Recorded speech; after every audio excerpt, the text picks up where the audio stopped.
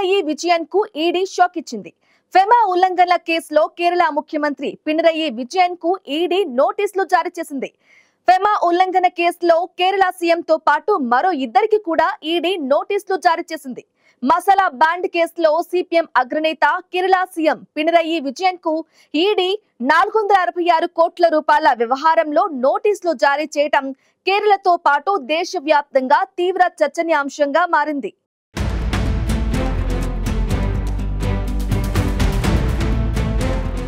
కేరళ ముఖ్యమంత్రి పినరయి విజయన్ కు ఎదురు దెబ్బ తగిలింది. Kerala infrastructure investment fund board masala bond కేసులో సీఎం పినరయి విజయన్, మాజీ ఆర్థిక మంత్రి థామస్ ఇస్సాక్, సీఎం ప్రధాన కార్యదర్శి కేఎం అబ్రహంలకు ఎన్ఫోర్స్మెంట్ డైరెక్టరేట్ నోటీసులు జారీ చేసింది. 466 కోట్ల ఫెమా ఉల్లంఘనల నేపథ్యంలో ఈడీ పినరయి విజయన్, కేఎం అబ్రహంలకు నోటీసులు జారీ చేసింది. వ్యక్తిగత హాజరు అవసరం లేని ఈ నోటీసును విదేశీ మారకద్రవ్య నిర్వహణ చట్టం నిబంధనల ప్రకారం ఈడీ 10 నుంచి 12 రోజుల క్రితం జారీ చేసింది.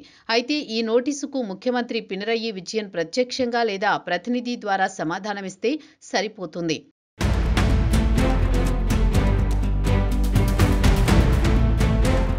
Kerala infrastructure investment fund board masala bond లావాదేవీలో విదేశీ మారకద్రవ్య నియమాల ఉల్లంఘన జరిగినట్లు ఈడీ గుర్తించింది. ఈ ఒప్పందంపై 3 ఏళ్ల దర్యాప్తు తర్వాత పినరయి విజయన్ సహా మరో ఇద్దరికి నోటీసులు జారీ చేసింది.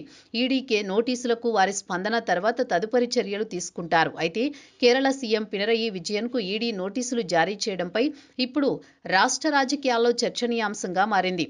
Kerala infrastructure investment fund board అనేది కేరళ రాష్ట్రంలో మౌలిక సదుపాయాల ప్రాజెక్టుల కోసం నిధులు సేకరించే ప్రభుత్వ సంస్థ. కేరళలోని పెద్ద కీలకమైన మౌలిక సదుపాయాల ప్రాజెక్టులకు నిధులు సమకూర్చడానికి 50,000 కోట్లను సమీకరించే ప్రణాళికలో భాగంగా 2019లో తొలి మసాలా బాండ్ జారీ ద్వారా 2,150 కోట్లు సేకరించారు. అయితే 2019లో విదేశీ మారకద్రవ్య నిబంధనలను ఉల్లంఘిస్తూ మసాలా బాండ్ ద్వారా నిధులను సేకరించారని ఈడీ ఆరోపిస్తోంది. ఈ షోకాజ్ నోటీసులు కేఐఎస్బీ నిధుల సేకరణ విధానంపై తీవ్ర అనుమానాలను రేకెత్తిస్తున్నాయి.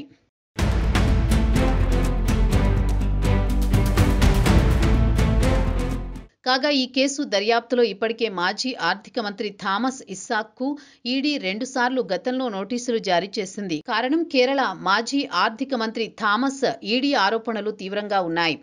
ఎందుకంటే థామస్ ఇస్సాక్ హయాంలోనే 2018-19లో కేఐఎఫ్బి లండన్ స్టాక్ ఎక్స్చేంజ్లో ఈ మసాలా బాండ్లను జారీ చేసింది. ఈ లావాదేవీల ద్వారా సేకరించిన నిధులను రాష్ట్ర ప్రభుత్వం మౌలిక సదుపాయాల అభివృద్ధికి వినియోగించింది.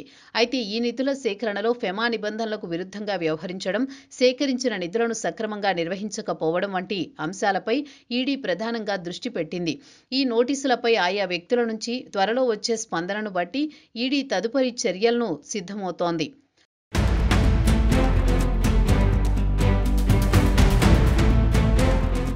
మసాలా బాండ్ కేసులో సిపిఎం అగ్రనేత కేరళ సీఎం పినరయి విజయన్ కి ఈడీ 466 కోట్ల వ్యవహారంలో నోటీసులు జారీ చేయడం ప్రస్తుతం కేరళతో పాటు దేశవ్యాప్తంగా తీవ్ర చర్చనీయాంశంగా మారింది.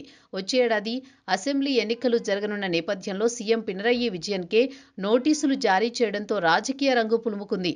రానున్న ఎన్నికల్లో ఇదే అంశంపై అధికార ఎల్డీఎఫ్ ను విపక్ష యూడీఎఫ్ కూటమి ఇరుకాటంలో పెట్టే అవకాశం ఉంది.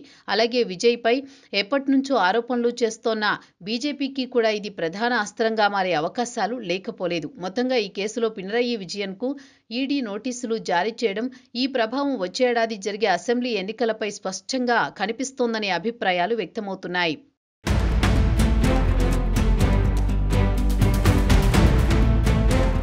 కేరళ సీఎం పినరయి విజయన్ కుమార్తె వీణాపై గతంలో ఈడీ మనీ లాండరింగ్ కేసు నమోదు చేసింది. వీణా నిర్వహిస్తోన్న ఐటీ సంస్థకొక ప్రైవేటు కంపెనీ అక్రమంగా చెల్లింపులు చేస్తుందనే ఆరోపణలతో ఆమెపై కేసు నమోదు చేయింది.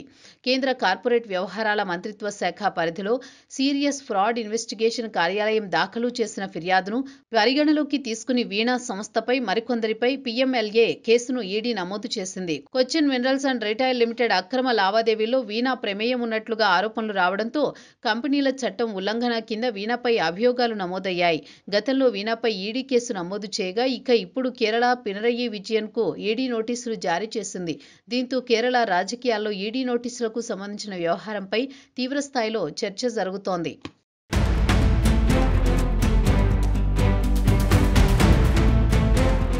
వచ్చేడాది కేరళలో అసెంబ్లీ ఎన్నికలు జరగనున్నాయి. ఈ నేపథ్యంలో సీఎం పినరయి విజయన్ కు ఈడీ నోటీసులు జారీ చేయడం రాజకీయ రంగు పులుముకుంది. రానున్న ఎన్నికల్లో ఇదే అంశంపై అధికార ఎల్డీఎఫ్ ను విపక్ష యూడీఎఫ్ కూటమి ఇరకాటంలో పెట్టే అవకాశం ఉందని రాజకీయ విశ్లేషకులు భావిస్తున్నారు.